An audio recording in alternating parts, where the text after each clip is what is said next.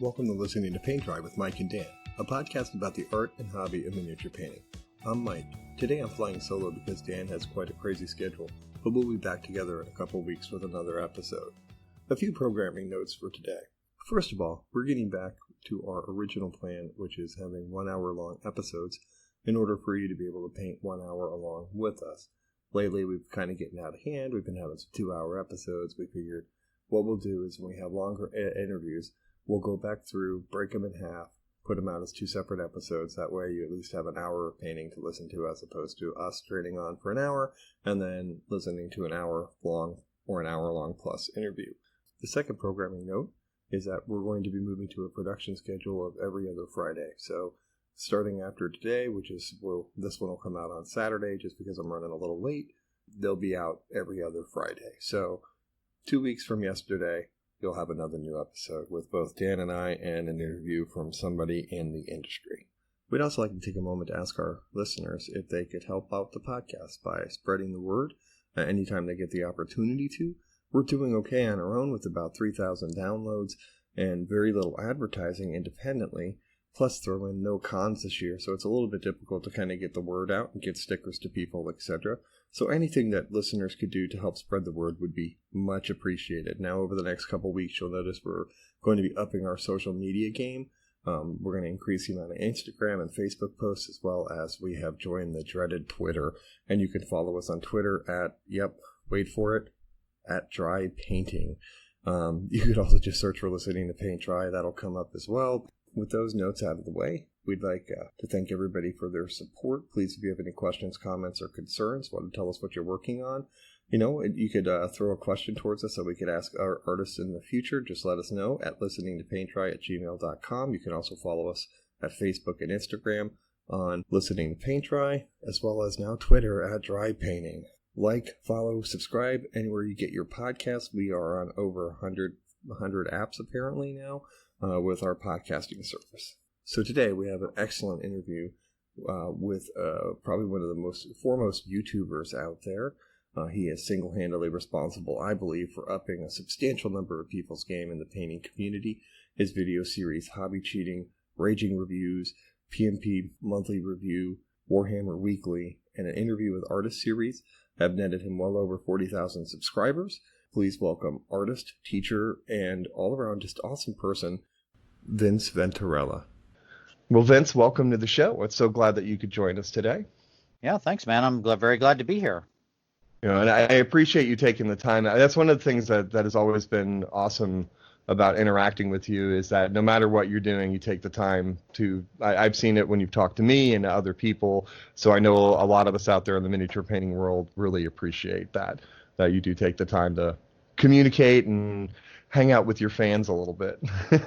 Well, thank you. I mean, I try. I like hanging out with people and talking about, miniature painting and hobby and stuff like that. It's not, I don't see it as really doing some great service or something. It's just I genuinely enjoy it. I mean, who wouldn't want to sit around and talk about hobby and painting and stuff? That's just fun, right? So there you go. Exactly. Now, a couple of years ago, I took a class with you on freehand painting, and you had talked about you had kind of switched mentality. I guess now it would be 5 years, but 3 years previous to that, that you went from just being kind of a gamer to wanting to be more of a competitive painter and a better painter. And I wanted to kind of ask again in the context of the show, what prompted that change? Yeah, sure. I don't know. It's hard to say. I don't know if there was one particular moment, if there was one thing that really clicked. I was painting a lot, and I thought I was painting pretty decently, and I wanted to know how good I actually was, and I decided that I wanted to try to take it more seriously. It's sort of like a steps thing there, right? At first I said, well, I want to get better, so what are the steps I need to do to get better? And so I started reading everything I could, watching every video I could, studying stuff, really looking at people's art, learning about who was out there and who was really good. And then I said, okay, well, I want to know how good I actually am and get some really good feedback. And so I looked around for contests in the U.S. and found basically everything that was out there. And so started painting for those contests.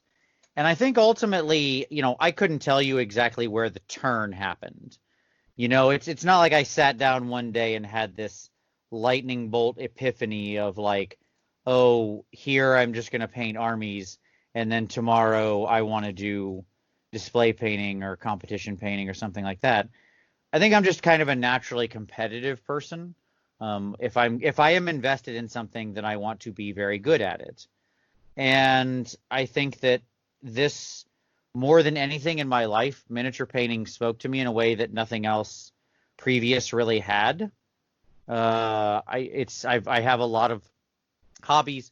I have a lot of things I enjoy, and I have a lot of things I've sort of done both personally and professionally. But this it really grabs and holds my attention in a way nothing else does.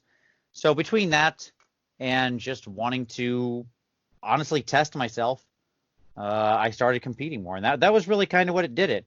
And then what made me want to compete more after, say, the first one was getting close but failing. Doing pretty good but failing.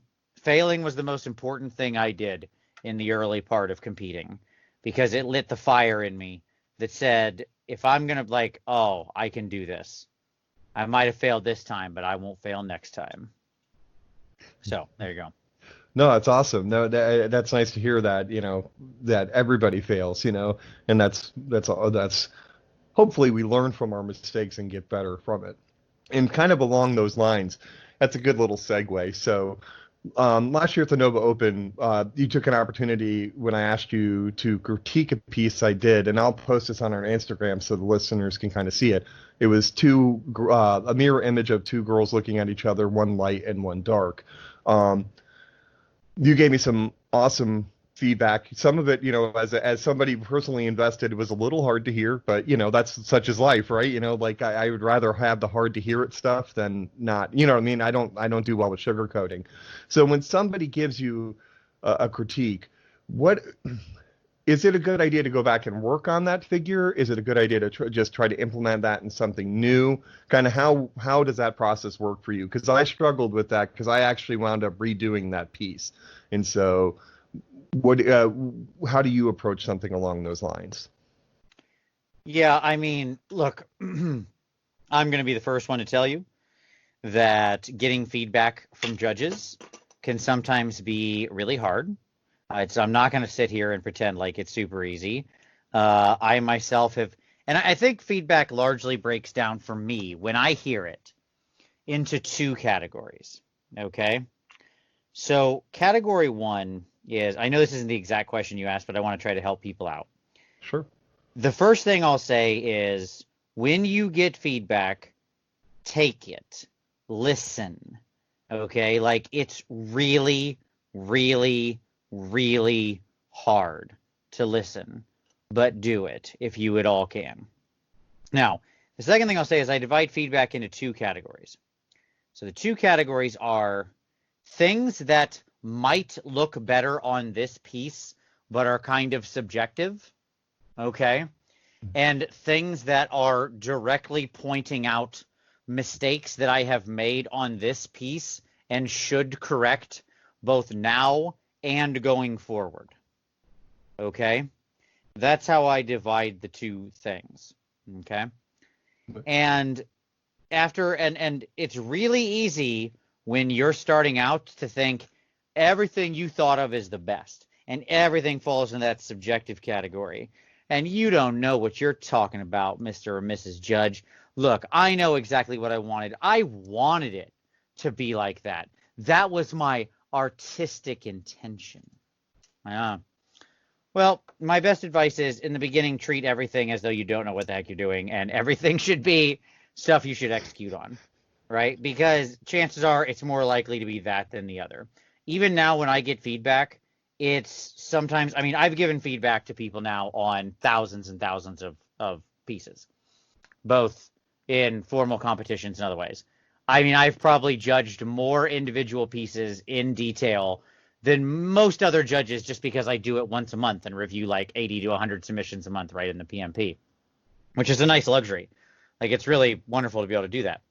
So should you act on it immediately? My general answer is no, you should not. I know that's going to sound weird based on what I just said. If that piece isn't going to go and compete again, okay?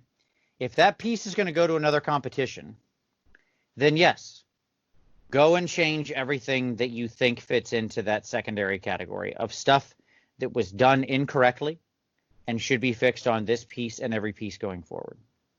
And if it means you've got to take apart your piece, if it means you got to bust things, if it means you've got to repaint things, if it means you've got to spend another 50, 60 hours, that's what you do. That's the right answer.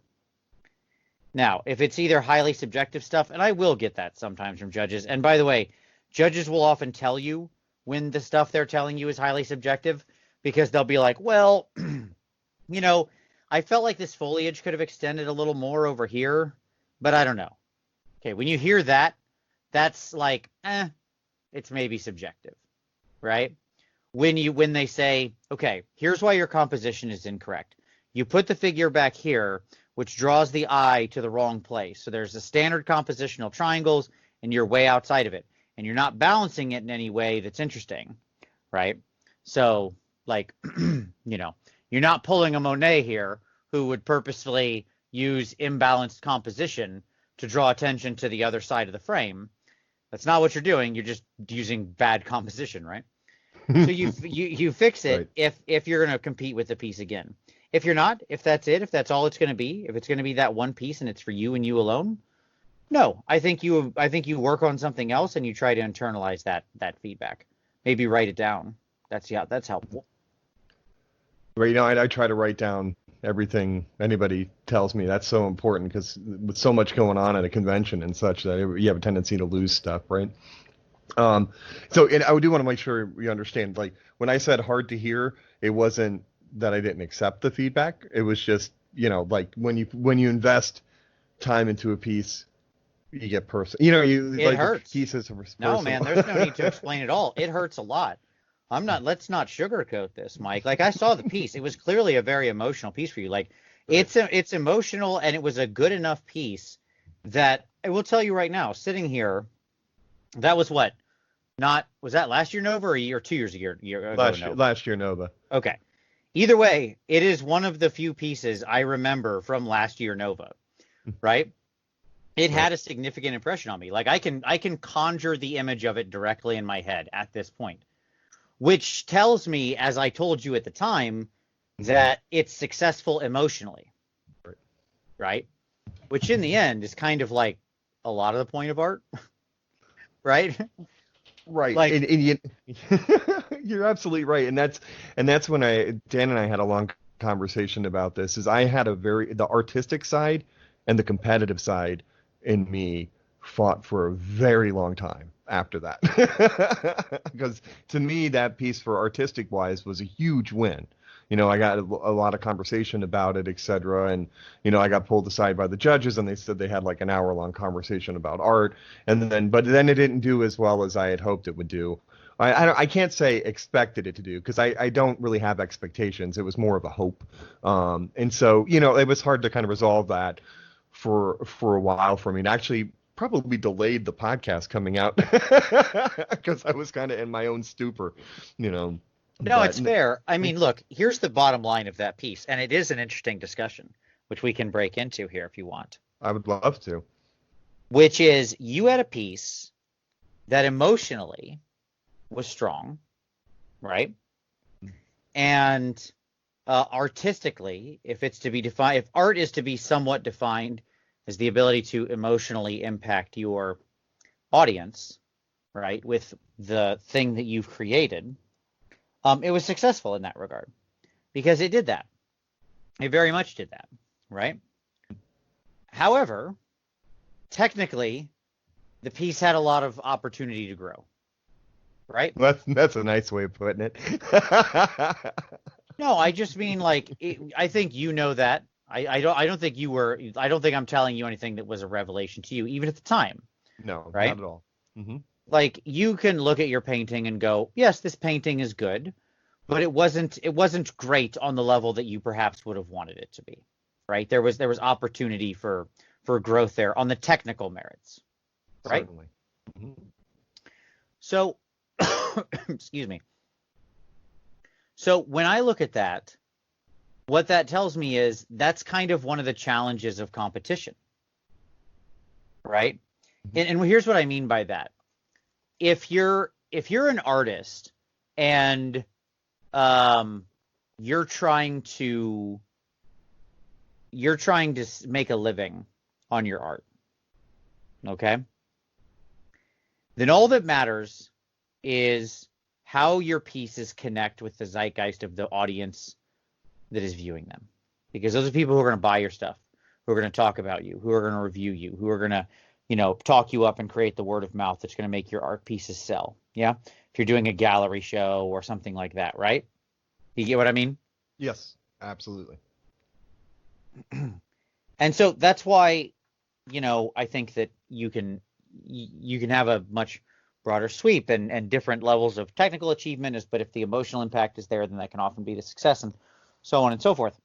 Now, on the flip side, if you go to a judged competition artistically, okay, and this is true in any artistic medium, right? If you're a singer, well, and you sing and people like it, they buy tickets and they download your songs and stuff like that. And the audience is the judge. That's it. That's all you need, right? But if you go to a singing competition, if you're on American Idol or something, is that still a show? I don't know. I don't watch reality television, but you know what I mean. I don't either. Yeah, no, it might be. But you know what I'm talking about. Well, then what matters is ostensibly the panel of judges, or again, I guess the people watching the show who are dialing in and keeping you alive. I don't know how that show works, but my point is that one of those two things matters still, right? So in this case, both mattered.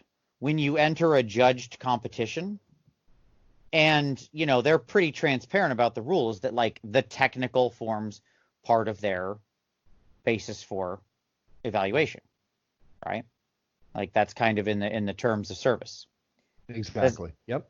Doesn't mean it's the only thing that matters, but it means it's like a thing that matters. And I think that the dream is when you are able to achieve like artistically and technically at the same time something that has incredible emotional relevance, right? And that's a journey in both places, because you have to be able to improve your technical skills, but you also have to be able to be comfortable and open up emotionally and be in touch enough to recognize how to bring the emotion out of the pieces, right? So I think both of those things are a journey you go on independently. And I think you can have one without the other, but you can also build toward one while not having the other, or while having one of the others locked up tight and still building game on the other one. That's fine. No, and that's it, you've summed up kind of the whole reckoning that I kind of went through, and trying to like, I don't know, it was kind of my, for lack of a better phrase, come to Jesus moment. and kind of understanding that art is subjective, even on a technical level. It's somewhat subjective, like that's, you have movements like the whole F smoothness thing from Banshee, and then you have kind of Sure. those people that are totally technically superior with the smoothness, etc. And so even at those levels, it's subjective. But things that have helped me though are things like listening, like hearing critiques, listening to you, listening to your videos, etc. So I wanted to say thank you, because I don't want to make this about my piece, because that water under the bridge, but I appreciate. I think it's a fantastic microcosm that a lot of us went through, because Mike, it really was a great piece, right? And Thank you. I think that we all are going to have pieces like that. All of us who try to do some display painting are eventually going to have that happen. I had the same thing happen to me, okay? Where you have a piece you're deeply emotionally invested in. You've worked your took us off for it, right? And it says something about you, and you've like, this is it. This is the piece. I put a lot of myself into that, and then it does nothing, right? And you get a lot of feedback, and it's like, well, you didn't do this, you didn't do this, you can improve this, you can improve this, and it hurts, man. It really hurts. So I've been there in your shoes, believe me. And I think what it's got to do is it's got to light that fire. That's the only, like, your only reasonable response has got to be to come back, even harder, to think about what you didn't do. And I think that kind of persistence is ultimately what's going to sort of breed success, whatever that means, in some form of like competition painting. That kind of persistence is a better predictor of success than any kind of artistic skill or talent. Well, I'm going to keep my fingers crossed one day when we have another convention, if we ever have conventions again, right? Oh boy, you ain't kidding. Yeah. Yeah, it's kind of a crazy world, but one of the things I was going to ask you along those same lines, persistence. The other kind of P is practice, and so one of the things I found that I struggle with is trying to figure out how to practice painting miniatures. And what I kind of mean by that is that, I watch a video, usually I'll watch it one time through, gather everything I need, and then watch it again and try to paint along with it, etc. I can never get kind of the results that the artist is doing. So I know that it's going to take time outside of it. How do you, I don't know, best way to ask, how do you self-evaluate when you practice? How do you know when you're getting, how do you know when you're getting a technique down, etc.? Does that question make sense? I apologize if it doesn't. It totally does. Yeah. No, it totally does. I mean, the first thing I'll say is, obviously, remember when you're watching something, I know you know this, Mike, but just to say it to the audience, Sure. Remember when you're watching somebody do something on a video, that's the 50th or 100th or 1,000th time they've done it. So if it's your second time doing it, don't expect the same results. Quick side note, I come from a very Italian family, Venturella. Every Sunday, my grandmother would make the ragu, would make a sauce. It would take like 16 hours to make.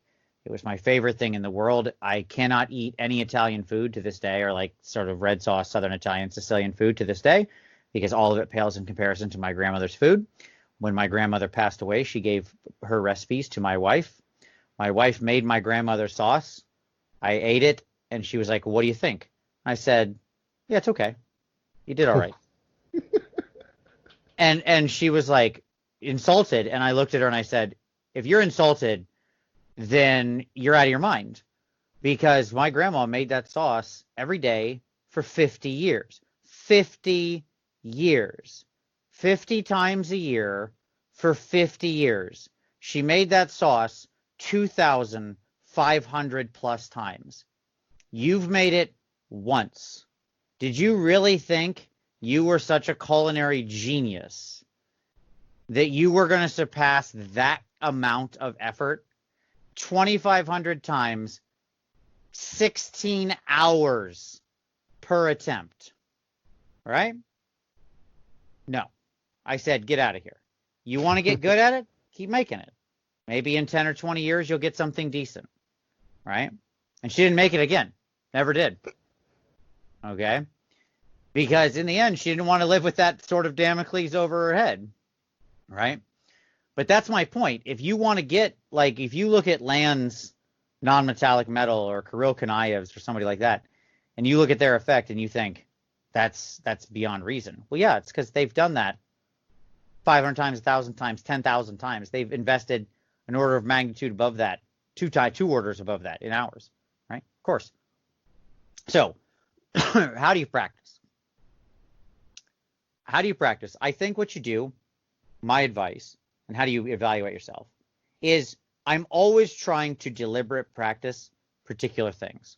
And I try to do it in quantities, never in just one. So like, okay, Mike, what's an example of something you worked on recently you saw in a tutorial? Hit me with an example. Trevelyan's Ogrid, I can't say the name. I'm so bad with the GW names. I was working on the flesh tones with Perfect. Do you know what I'm talking about? I know exactly what you're talking about. Okay. So But I did Trevelyan has the Ogroid Myrmidon Masterclass. Yes. Yes.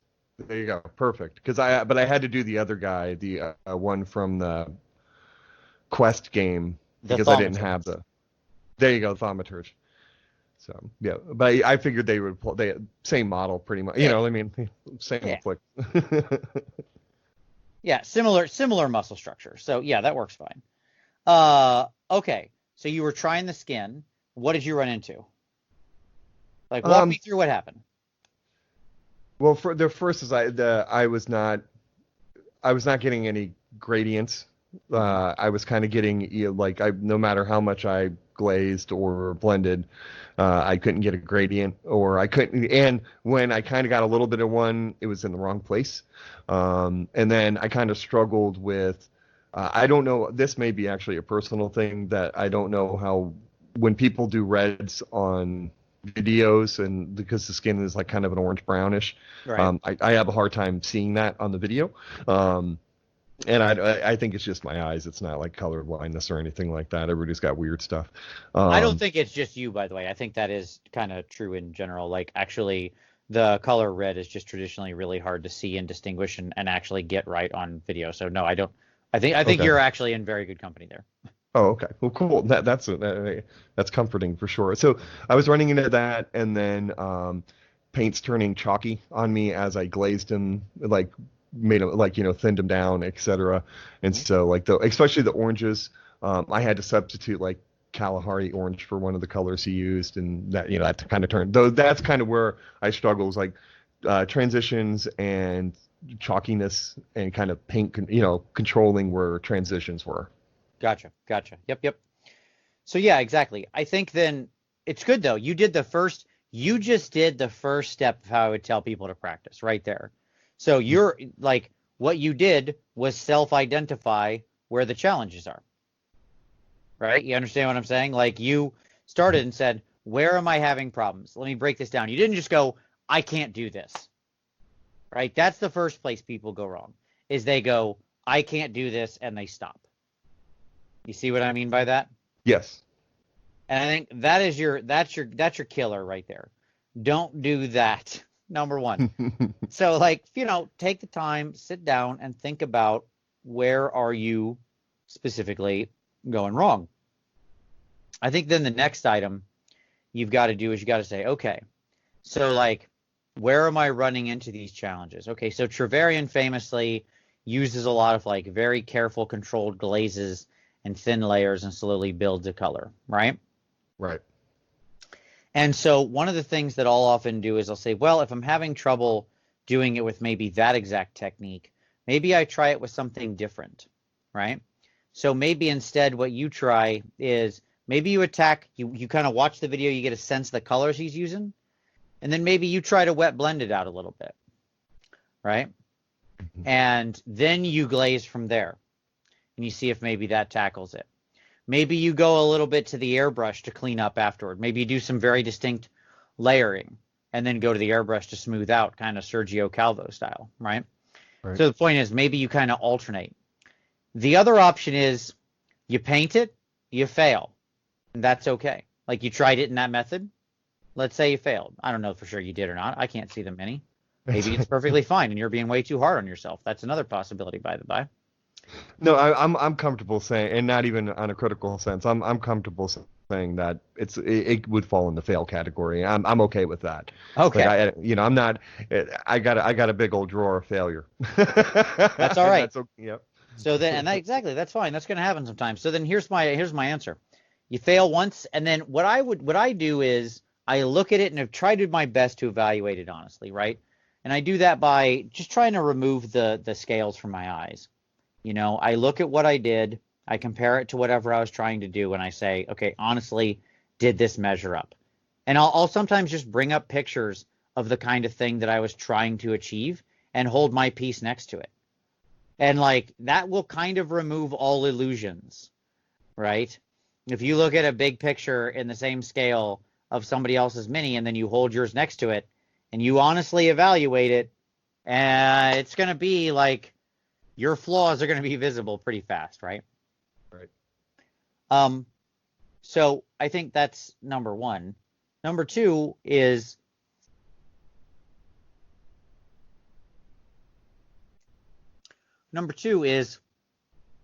you then do it more. So one of the tricks I would do is, like, if I wanted to kind of figure out that kind of skin blending, I would go figure out, like, I would paint an army, literally an army that is almost all skin. And I would do that on every one of the models in there. Okay. And I wouldn't take a ton of time on the rest of the models in there. That is to say, what I mean by that is like the elements of the models that aren't the skin. So maybe they have weapons and armor, and those I kind of attack in a pretty straightforward fashion. But I will take a long time on that skin on 30, 50, 100 models. I'll do that skin blending 100 times. I'll try different mixes of mediums and flow improver and retardant and water and different orange paints to see if I can get rid of the chalkiness or what's going to blend better or what colors are going to look absolutely right. And by the way, on an army level, those little tiny changes aren't going to matter at all, right? Like you'll notice it piece to piece if you kind of hold one up next to the other. But when they're all together in a big force, they'll all look basically the same. It's close enough. And so when you do that 100 times, you're going to figure out where you go wrong because you just do it and then evaluate yourself and then do it and evaluate yourself and then do it and evaluate yourself, you know? The story I always tell is the comic book artist who I watched a talk at like a WizardCon who talked about how he couldn't draw hands, and that was completely impeding his ability to work in the industry. So he sat down and drew 100 hands a day for 100 days in different positions. At the end of that 100 days, he was pretty darn good at drawing hands because he had drawn 10,000 hands. All right. So, but I'm not telling you to paint 10,000 ogroid thaumaturges. That might be a bit much. But like paint a lot more skin.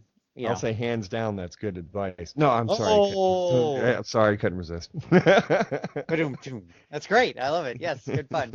Yeah, I think you got to be honest, and then you just keep at it, right? You just keep doing the same thing, and then keep the evaluation rolling. Like there is a great value to targeted, deliberate practice. If you're a football player, no, let me say it this way: you're a golfer. That's an easy one because it's going to be very specific. We can be very specific with golf. You're a golfer, and you want to be on the PGA. You're going to have a problem in your game somewhere. Maybe it's your short game, maybe it's your hazard game, maybe it's your long game, maybe it's your driving game, right?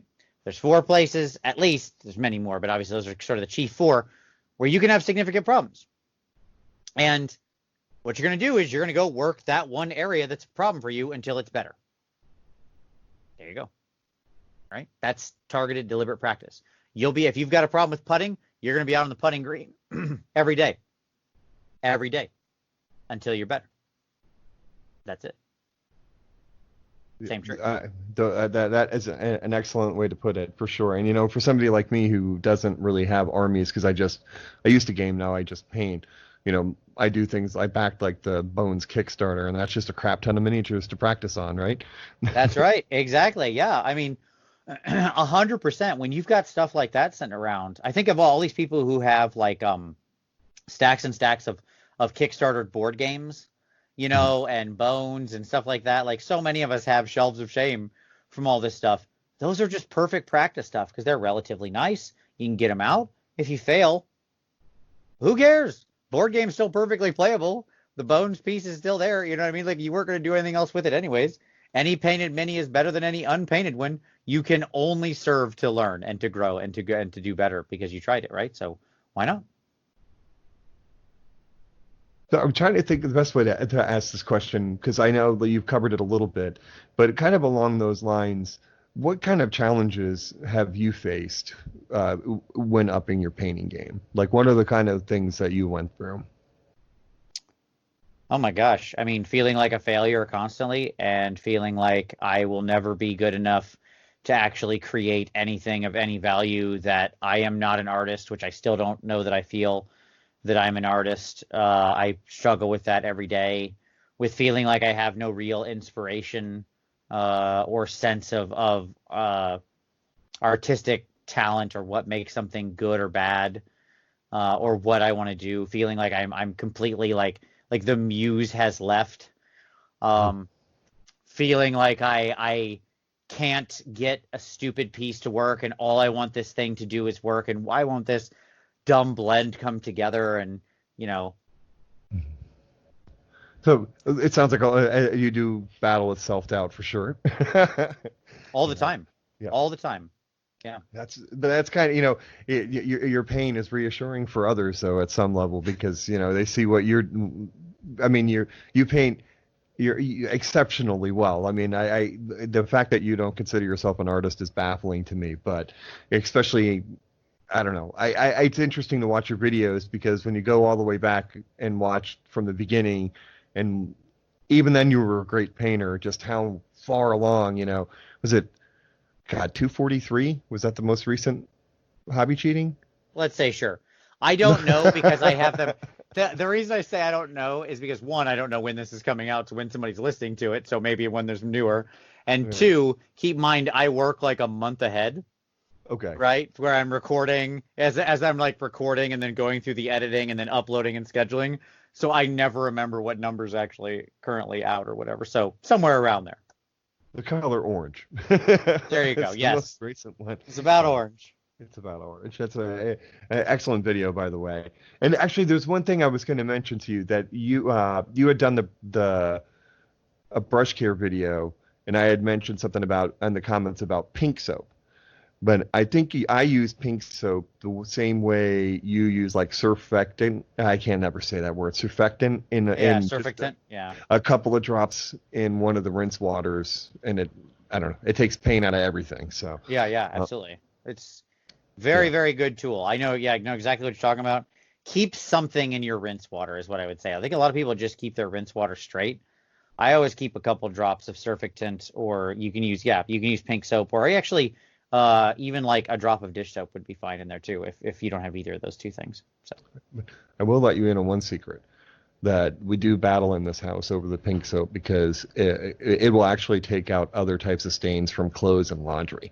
It's really weird. Like not only just paint, but like it took out grass stains from my son's. I have a 16-year-old who constantly destroys pants, but like so all that kind of stuff. So pink soap is a battle, and I actually had to go buy one of the big pump, the big pump things, so I could use some too. That's funny.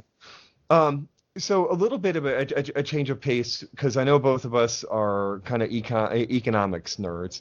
And so one of the things I was very curious is pricing in miniatures it's an interesting thing for me because I know Games Workshop gets a lot of flack for the cost of their miniatures.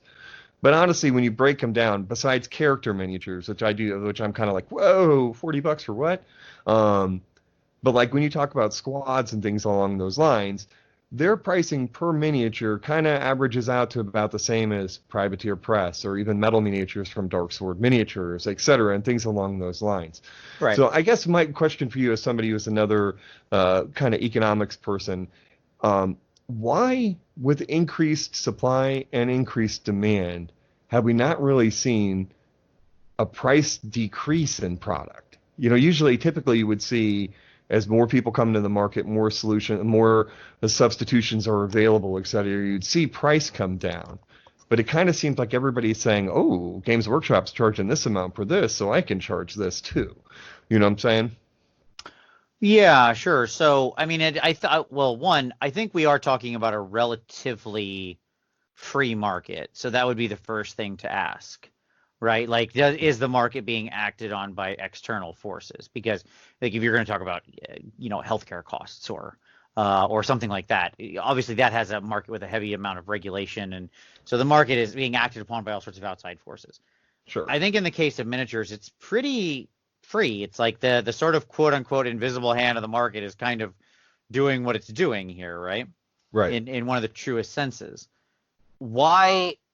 So I think we do have a case where you have a market dominant force setting the standard, and that is giving cover for everyone else to charge something even if their product isn't on the same quality. So the closest thing I could think of is probably somebody like Starbucks in the coffee market, where Starbucks represents I don't know if they actually are a plurality, but they seem, at least in my mind, to be a plurality force. They're certainly a very large force in the sort of coffee market, right? Like the quick service coffee market. They have a premium price on their product, right? And they have opened the door to a lot of other smaller and regional chains to open up and say, well, we're going to do that. We're going to do a similar premium high quality product, and they'll charge the same amount, right? Now, whether their product is as high or is as low quality or whatever, or what is up to for discussion. Right.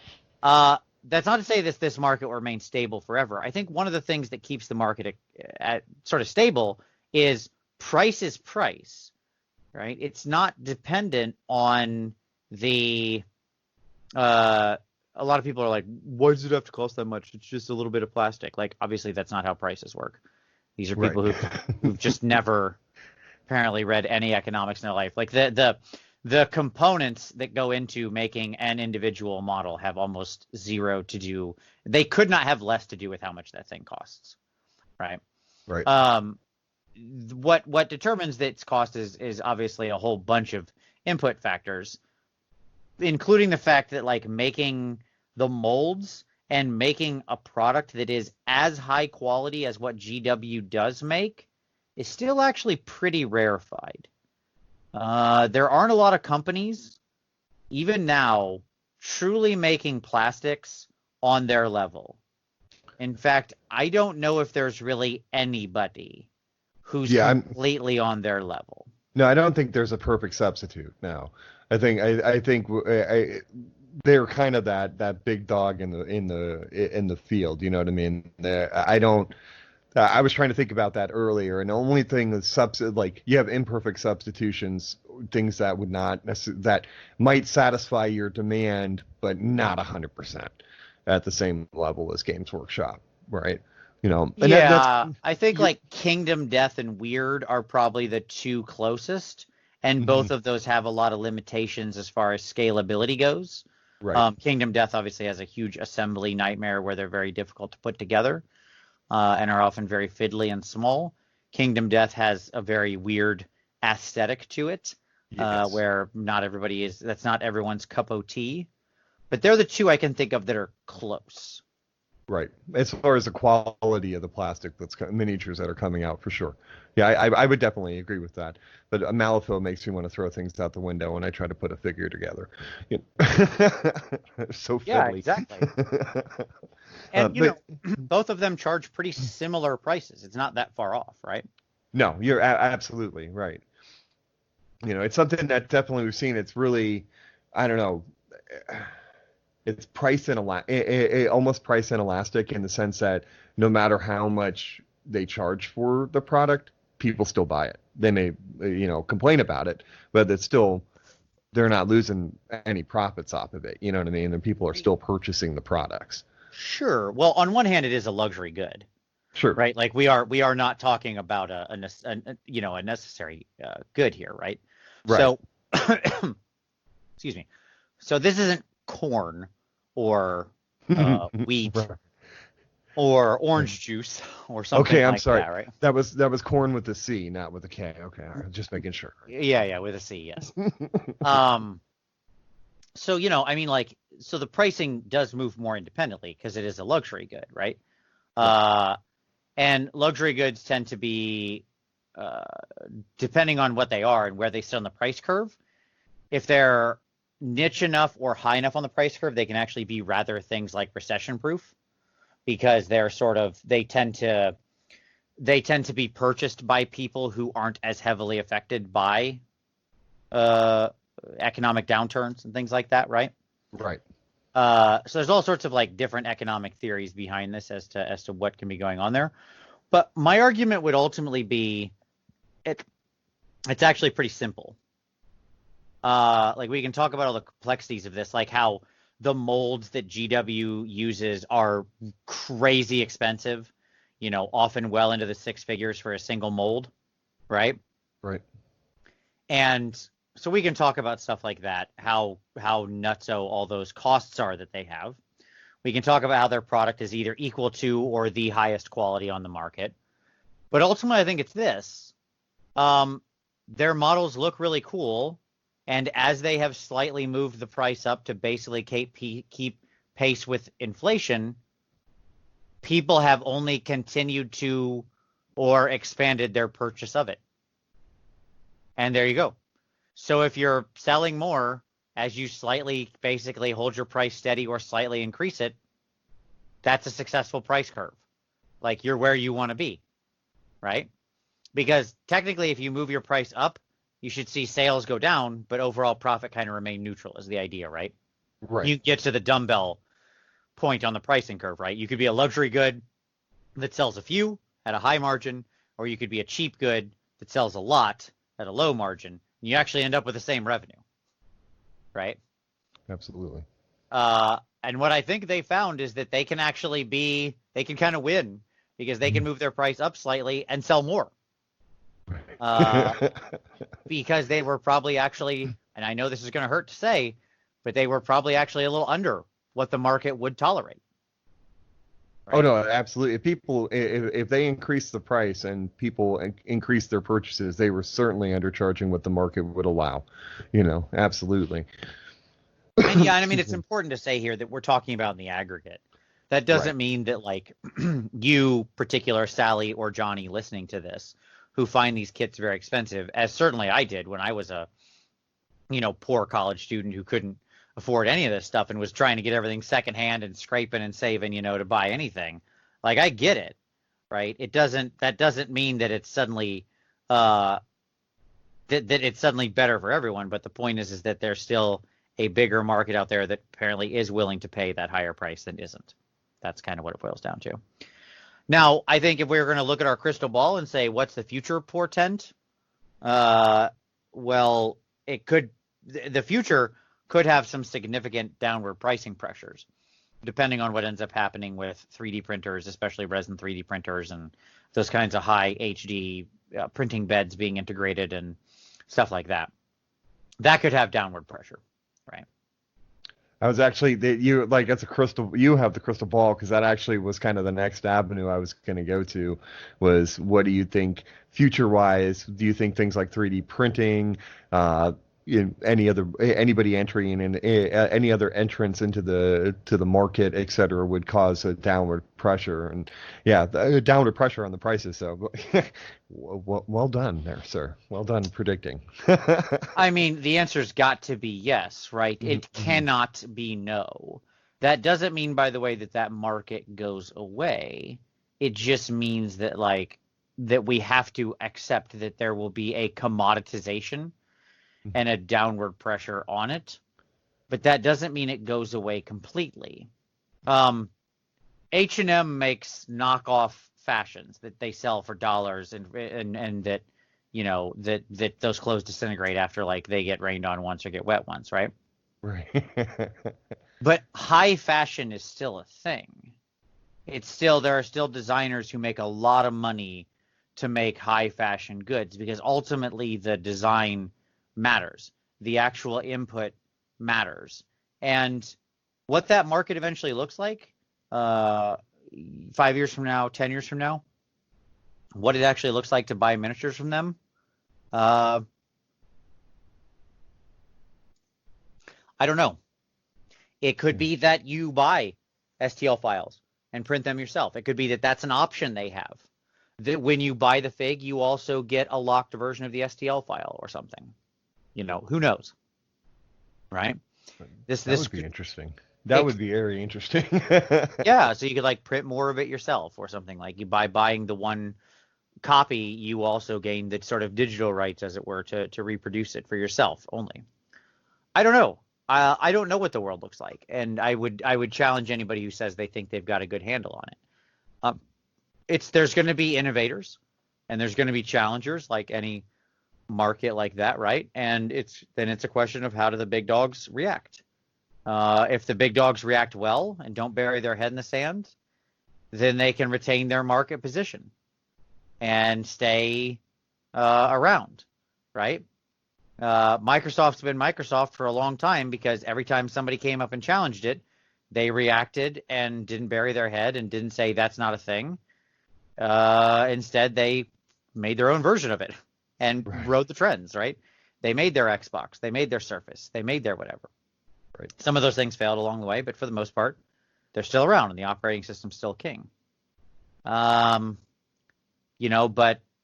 Blockbuster isn't around. Right. Yeah. Now, have you ventured into 3D printing at all yourself? No, I have zero desire to. Okay. Yeah, no, you and I are on the same page. My co-host went down the rabbit hole and bought a 3D printer. We haven't heard from him since. No. Yeah, I mean, But the answer is pretty simple to me. I don't grow my own food. I don't knit my own clothes. Um, that's not how the economy works, right? Like somebody else does something at scale and can produce it at a low enough cost that they can do it cheaper than what I can do it alone, right? Now, that's generally the thing that's going to happen. The question right. is that what happens here, right? Yeah, and I that's something too. I thought I was like, is this going to be just a fad? But every time I turn around, the prices of 3D printers keep dropping like and substantially. And Oh, it so will I don't not be a know. fad. This is absolutely the future. We will all have 3D printers of some kind in our homes eventually. Eventually. Because it's simply too useful. It can do too many things.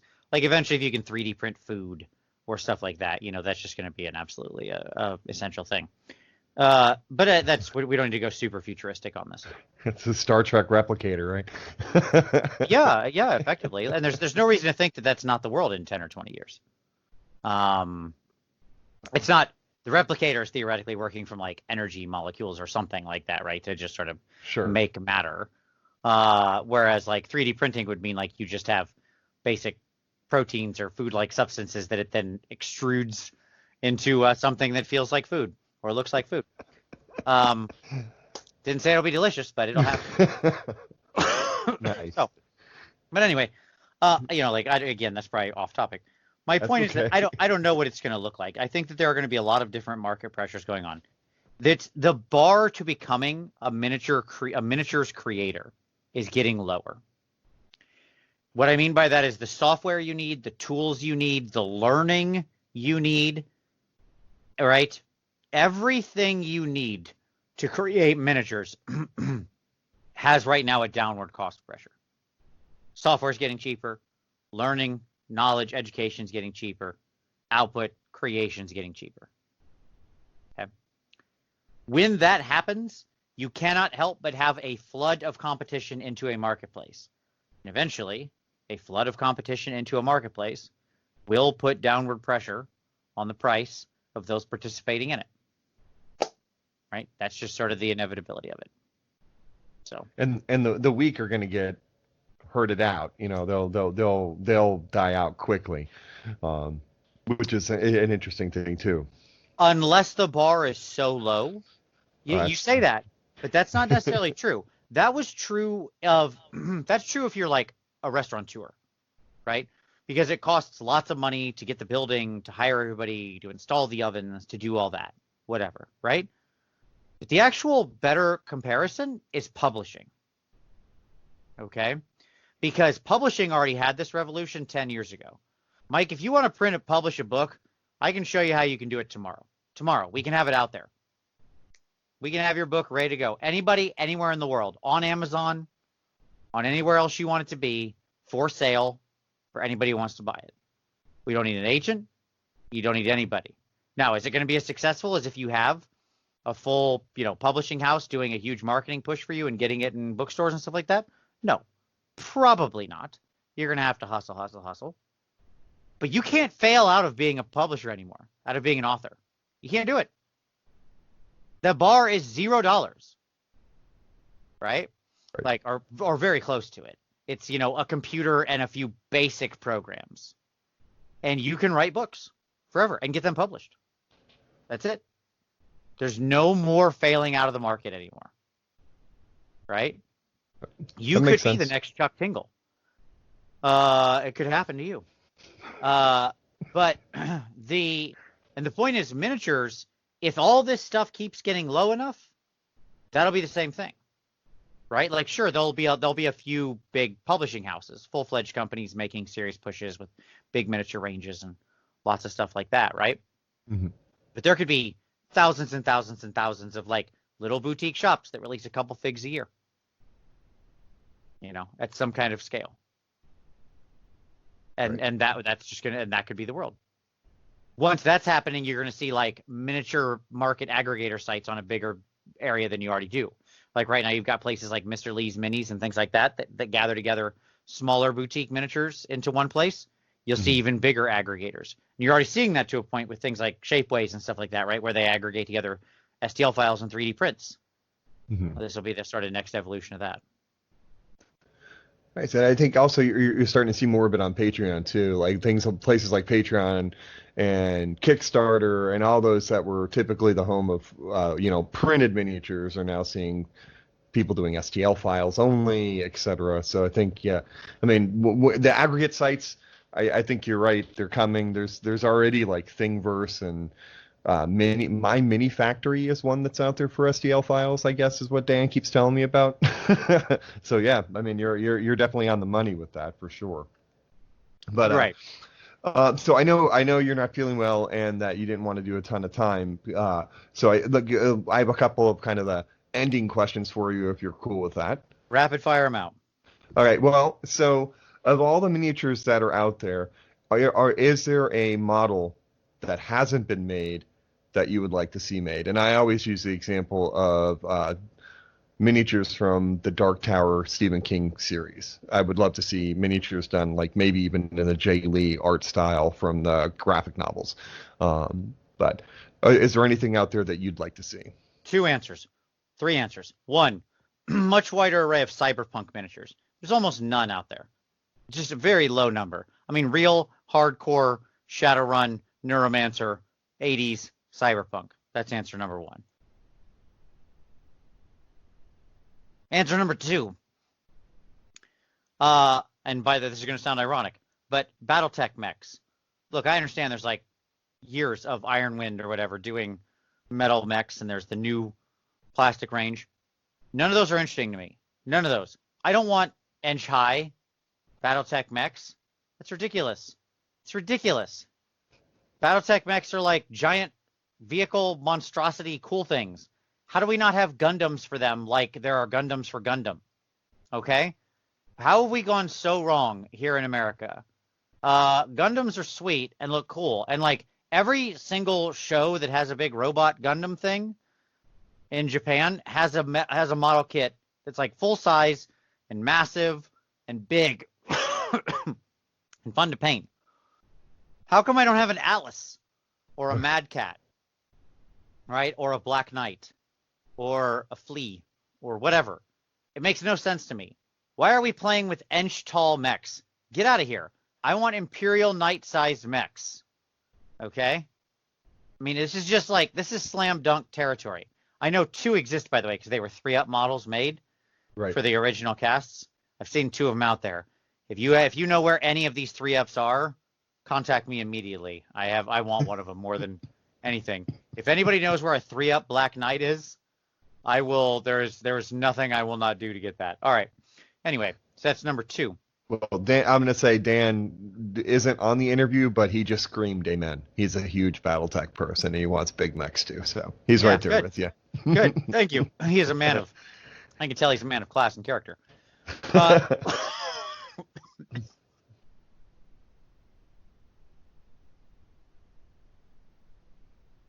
3, more giants. We're getting more giants soon. I want more in different types of giants. So there you go. Nice.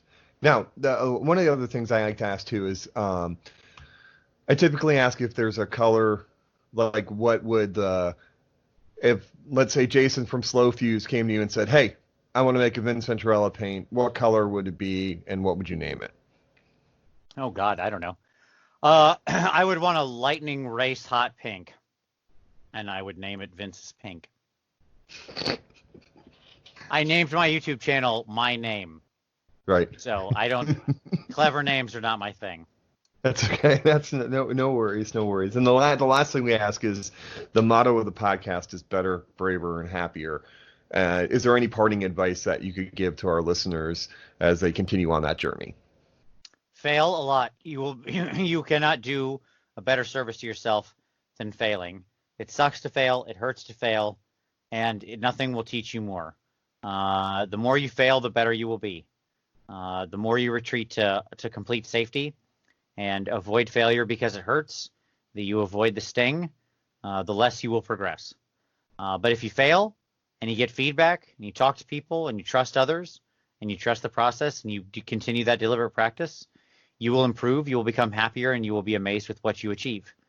And you will be able to conjure what is in your image, what's in your mind's eye, in a way that is more in the real world, in a better matching way in the real world, which I think is what we're all on about.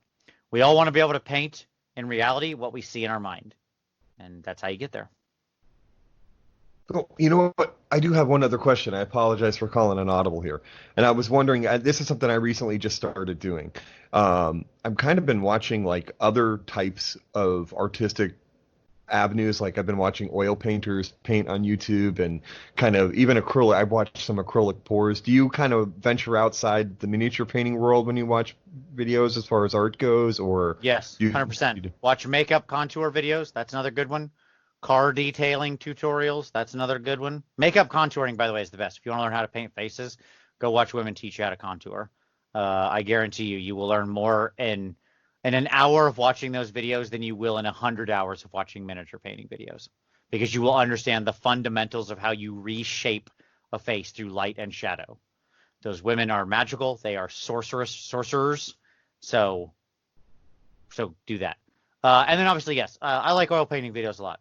I think that those are great because they explain a lot of good color theory to you, because they're usually mixing from a relatively limited set of colors, and they'll teach you more how to rely on colors to do things rather than whites and blacks. They'll use true hues and how you mix those together. Well, awesome. The thing I wanted to make sure that I say to you is thank you so much for all the content and all the hard work you put in. All of it's for free, and it's all out there for everybody to use. And you're somebody who's been an amazing part of the community, and definitely somebody who has impacted and influenced my painting, and I appreciate you very much. Well, thank you very much, sir. I appreciate it. I appreciate you very much having me on. It's been a great time. So, yeah, thanks a lot, man. It's great. All right. Thank you. I hope you feel better, man. I hear it in your voice. You're kind of going in and out a little bit, so I don't want to keep you any longer, but do feel better. I'll get there. Don't worry. This will probably be out on the Friday or the latest on Monday, just if I can get Dan in the studio to record with me. Perfect. Sounds good, brother. But otherwise, just ping me when it comes out, and I'll give it a shout out on the show. Oh, thank you. And again, man, thank you so much for taking the time with this. I really appreciate it. You know, you're awesome, dude. Hey, I'm happy to do so, buddy. And I'm sorry I'm not going to get to see it in Nova this year, but yeah, here's for 2021, man.